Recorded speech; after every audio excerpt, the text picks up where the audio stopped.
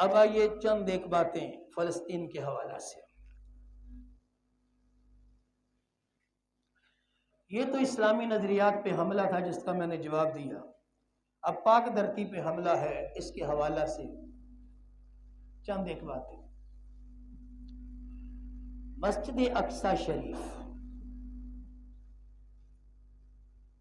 مسجد اقصی شریف آپ کے علم میں ہے کہ یہ وہ جگہ ہے جس جگہ حضور نے 1,24,000 کم و بیش انبیاء کو نماز پڑھائی۔ اور ایک بات کرتا چلوں، نماز پڑھائی، حضور نے امامت کروائی مسجد اقصی شریف میں نماز ملنے سے پہلے۔ اب یہ نماز کون سی ہے؟ نماز تو ابھی ملی نہیں ہے۔ اب کہیں گے رب جانے، رب کے انبیاء جانے اور مصطفیٰ جانے۔ تو یہی ہم کہتے ہیں کہ رب کے محبوب تک رسائی حاصل کرنے کے لیے عقل و خرد ہی کا نہیں، عشق و محبت کا ہونا بھی ضروری ہے۔ بھائی نماز سے تو بعد میں تحفہ ملی ہے نا، تو جو انبیاء کو امامت کروائی، پہلا گھر جو رب کا ہے وہ کعبہ ہے۔ پہلا گھر کون سا ہے؟ کعبہ ہے۔ قبلہ اول بھی کعبہ ہے۔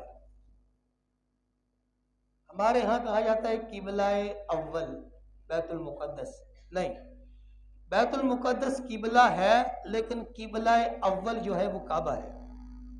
بیت المقدس بھی قبلہ ہے یہود کا۔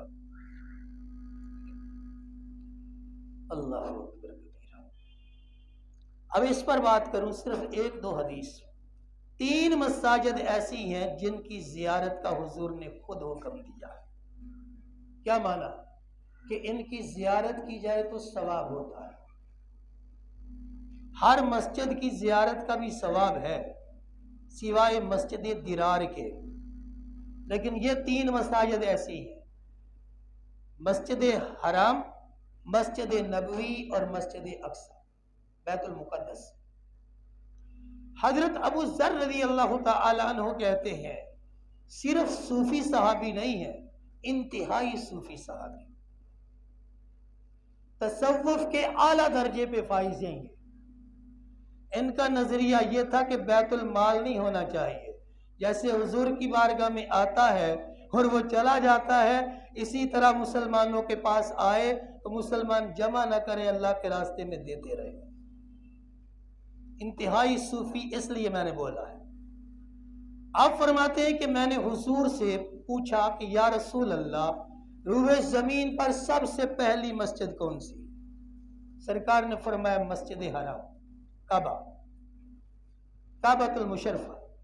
عرض کی حضور اس کے بعد دوسری مسجد؟ حضور نے فرمایا بیت المقدس۔ پھر تیسرا سوال کہ یا رسول اللہ ان دونوں کے درمیان فاصلہ کتنا ہے؟ فرمایا 40 سال۔ 40 سال۔ ایک نکتہ صرف، وہ کیا ہے؟ لوگ کہتے ہیں حضور کو غیب کا علم نہیں، تو کیا قرآن میں کوئی آیت نازل ہوئی ہے؟ پہلے گھر میں تو نازل ہوئی، ان اول بیت وضع للناس للذی ببکۃ مبارکا وہدی للعالمین۔ دوسرے گھر میں بھی نازل ہوئی؟ نہیں، تو حضور نے کیسے کہہ دیا کہ دوسرے نمبر پہ مسجد اقصی ہے؟ افسوس اس بات کا ہے کہ ایسے بھی ہیں جو کلمہ پڑھنے کے باوجود بھی اپنے کریم آقا کو سمجھ نہیں پائے۔ کلمہ پڑھنے کے باوجود تو پھر یہ بھی فرمایا کہ دونوں کے درمیان 40 سال کا فرق ہے، کہ بیت المقدس کی بنیاد 40 سال کے بعد رکھی گئی۔ پہلے مسجد حرم کی بنیاد حضرت آدم علیہ السلام نے رکھی، پھر مسجد بیت المقدس کی بنیاد آدم علیہ السلام کے کسی بیٹے نے رکھی، پھر تعمیر ثانیہ حضرت ابراہیم علیہ السلام نے کی، اسی طرح تعمیر ثانیہ بیت المقدس کی حضرت سلیمان علیہ السلام نے کی۔ اب آخری بات، کیونکہ سیاسی بات ہو جائے گی، اب جو ہمارے ان بھائیوں پر، بہنوں پر اور بچوں پر بیت رہی ہے، صرف ایک بات کر کے میں بات کو ختم کرتا ہوں۔ اس کی وجہ آپ جانتے ہیں، دوسرے ممالک جو پاور میں ہیں ان کے بارے میں تو کچھ نہیں کہا جا سکتا، خیر وہ بھی لالچ کا شکار ہو چکے ہیں، یہ بات تو حتمی ہے، ورنہ یہ کیسے ہو سکتا تھا؟ صرف ایک بچی نے ندا دی تھی سندھ سے، ایک بچی نے پکارا تھا، اور محمد بن قاسم نے 18 سال کی عمر میں کہا تھا میں بہن آ رہا ہوں، میری بہن میں آ رہا ہوں، ایک بچی نے پکارا تھا۔ آج محمد بن قاسم، سلطان صلاح الدین ایوبی، سلطان نور الدین زنگی، شہاب الدین غوری، اس کے علاوہ سلطان محمود غزنوی، اب لوگ کہہ رہے ہیں کہ امام مہدی کو ڈھونڈ رہے ہیں، وہ لوگ امام مہدی کو بھی ڈھونڈ رہے ہیں اور ہمیں بھی۔ افسوس ہے، دیکھا آپ نے، اور پاکستانی میڈیا کا کیا کہنا، کرکٹ میچ دکھلائے جا رہے ہیں، صدقے اور واری جائیں، ورلڈ کپ مس نہ ہو جائے، اور آخر میں 2-3 منٹ کی خبر فلسطین کے حوالے سے۔ پاکستان تو خیر بات کر ہی نہیں سکتا، پاکستان کے سر پر تو اتنے بال نہیں ہیں جتنا پاکستان مقروض ہے، اور افسوس اس بات کا ہے کہ اسلامی ممالک کے حکمران بھی اور پاکستان کے حکمران بھی اپنی پالیسیوں کو چینج کرنے کے لیے تیار ہی نہیں ہے، کہ جو پالیسیاں ہمیں 75 سال میں روٹی نہیں دے سکی، غیرت نہیں دے سکی، عزت نہیں دے سکی، عظمت نہیں دے سکی، وہ پالیسیاں آگے بھی نہیں دے سکتی، ان پالیسیوں کو چینج کرنا پڑے گا، اور اس کے لیے کیا ہے؟ قربانی دینی پڑے گی، قربانی دینی پڑے گی۔ فلسطین کے حوالے سے ہم تو دعا کر سکتے ہیں، مذمت کر سکتے ہیں، کیونکہ ہمارا کام ہے دعا کرنا اور مذمت کرنا، جبکہ ہمارا کام مرمت کرنا نہیں ہے، جن کا کام مرمت ہے۔ ایک ہے وہ مرزا جیل میں، عقل و خرد سے بیگانہ، کہتا ہے جی فلسطین کا مقابلہ جو ہے اسرائیل کا، اسرائیل کا مقابلہ فلسطین نے کیا کرنا ہے، اسرائیل کا مقابلہ تو پاکستان بھی نہیں کر سکتا۔ سمجھ آئی؟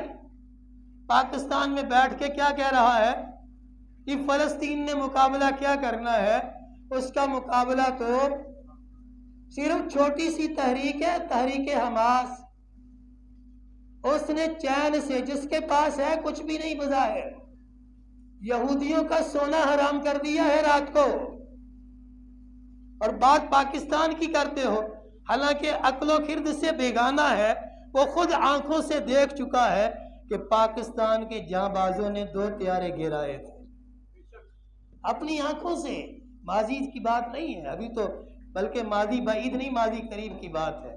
تو خیر یہ نہیں ہو سکتا، کمپرومائز نہیں ہو سکتا۔ علماء نے بہت سے کچھ لکھا ہے کہ فلسطین ختم ہونے والا نہیں ہے، فلسطین چاہے ایک محلہ ہی باقی کیوں نہ رہے، اور اس کے صدقے میں پاکستان بھی ختم ہونے والا نہیں ہے۔ دعا کریں باری تعالی عالم اسلام کو سلطان صلاح الدین ایوبی جیسا نڈر دلیر سپہ سالار عطا فرمائے، وما علیہ الا البلاغ۔